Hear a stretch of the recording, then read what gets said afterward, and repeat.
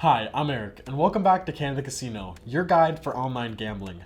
Today, I'm going to be teaching you how to play Omaha Hi-Lo, which is a variant of Omaha High, which is itself a variant of Texas Hold'em poker. It's actually the most popular variant of Texas Hold'em, so if you don't know how to play it, here is the right place to start.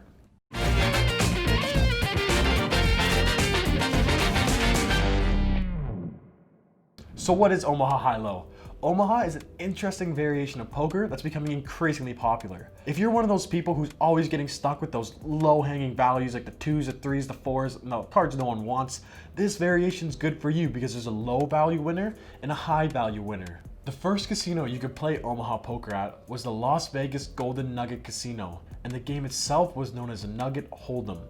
The man who invented the game? Robert Turner, who himself is a legendary poker player. You may have heard of these different variations of the Omaha poker game, known as Omaha High, a high-low split version called Omaha Hi-Lo, or sometimes even Omaha 8 or better, or Omaha 8 is also played. Now, we're gonna go over some similarities and differences between Omaha Hi-Lo and Texas Hold'em poker.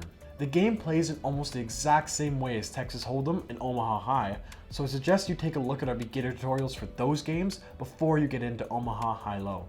The main difference is that in Hi-Lo, the players are given 4 hole cards, unlike the 2 in Hold'em, and exactly the same as Omaha High. There are still 5 community cards, but you strictly get to use only 2 hole cards and 3 community cards. As the name Hi-Lo suggests, there are 2 ways to win, with a high hand and or a low hand. If you win either, you will receive 50% of the pot. And yes, it is possible to win both the high and the low hand, netting you the full 100% of the pot. As an example, we're going to play through 2 hands of Omaha Hi-Lo to give you a feel for a low win and a high win within the game. So I'm going to deal 2 sets of cards in 4s, just for the example. In the game, it's a reminder, so the low hand has to be a value from 8 to lower, so it's 2 to 7, and then a high hand is deemed once it's above 8 and any numbers following. So we have the hand on my right has a 9, 10, 4, and a king, and the hand on my left has a 4, 10, 8, and an 8. We all have the community cards here, so we can assess it based on the high and low values. While assessing both these hands, the player on my right, with a high hand, he has a pair of kings and a queen high with also a 10 kicker, but then the player on my left has the pair of 8s in his hand, but he also has an 8, a 3, and a 3 given there, giving him a full house and giving him the high hand because the 8 cut off. Now that we've figured out who won the high portion, let's figure out who would win the low. As we discussed earlier, you need 5 different low value cards to qualify for this hand. So, reviewing the cards on my right, he has 1 4 and then 2 3s in the community cards, and the card on my left has 1 4 and 2 3s in the community cards. There's not a total of 5 for each hand, so neither of these players would end up qualifying for this low hand. Now that you've hopefully understood what makes Omaha Hi-Lo unique, let's go through a quick example of a game so you can get a little more familiar with how it works. Here we've laid out a quick example game of Omaha Hi-Lo. The game starts off in the same way as Texas Hold'em, where there's the dealer button which moves after each game 1 player to the left, and then there's the small blind to the left of the dealer and the big blind to the left of the small blind.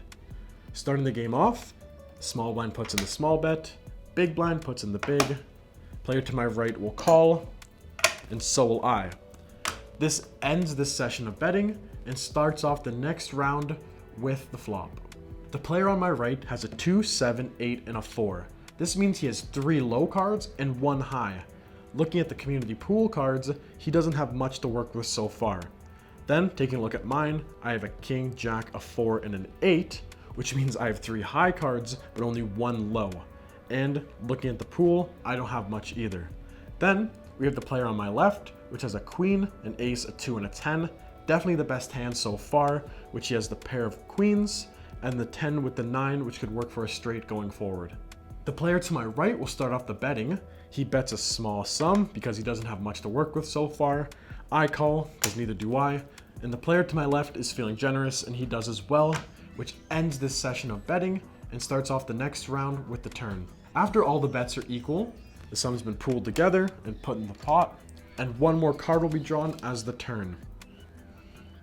With the addition of this 2, the player on my right now has 1 pair, so it's looking pretty promising for that low hand.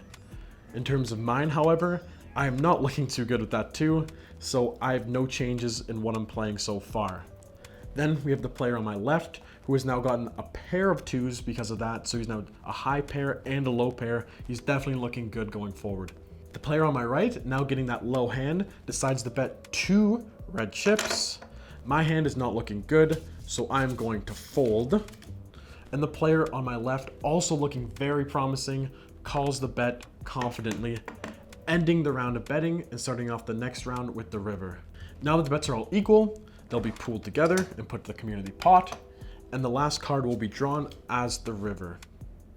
Now with this pair of 9s, for the player on my right looking at his hand, nothing much has changed. He now has a pair of 9s high, but since he only has 1 high card in his hand, he cannot make up 5 high cards, so he's not available to play in the high pool. Since the player to my right cannot bet on the high anymore, because in his head he can't compete with it with not having enough high value cards, he puts in a small bet of 2 white chips, and the player to my left, knowing he can win almost both of them with the hand he has, decides to put in 3 red chips to raise the bet. The player to my right calls because he has faith in his high cards, and the betting round ends. Now that all the betting rounds have ended and the chips are all in the pot, we will start the showdown. Both players will flip their cards and we will assess a high winner and then a low winner. Looking at the player on my right, he only has an 8, so he cannot play for the high pot since there's only 1 high card in his hand.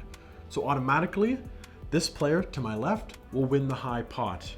Regardless of that, the player on my left has a flush with his queen 10 and the 9, 2, and 5, so he would have won regardless.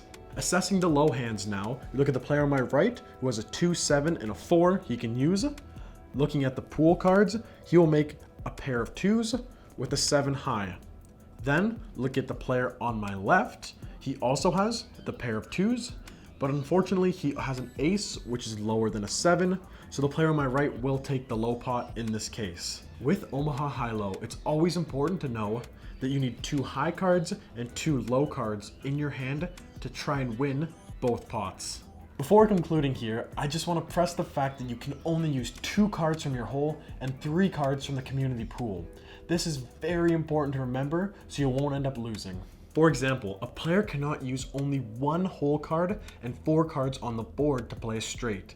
Say with a board with a 5, 6, 7, 8 ace, a player running a Jack, Jack, 4, 9 or a Jack, Jack, 9, 9 cannot play a straight, but a player running a Jack, Jack, 4, 3 can play a straight from 3 to 7.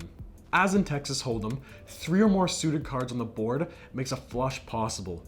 But unlike that in this game, a player always needs 2 of that suit in hand to play the flush. For example, with a board, King, 9, Queen, Queen, 5, these 4 all suited with clubs, and then in hand with an Ace, 2, 4, 5, the player cannot play for a flush with the ace since he has no other clubs available in his hand.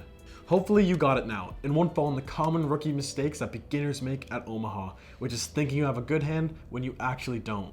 That concludes our tutorial of Omaha Hi-Lo. I hope you enjoyed it and that this video motivated you to try the game for yourself. Feel free to ask any questions about it in the comments and I'll make sure to reply. Yes, I read them all. So if you did enjoy, make sure to like and definitely subscribe for future gambling content. This has been Canada Casino and I'll see you guys next time.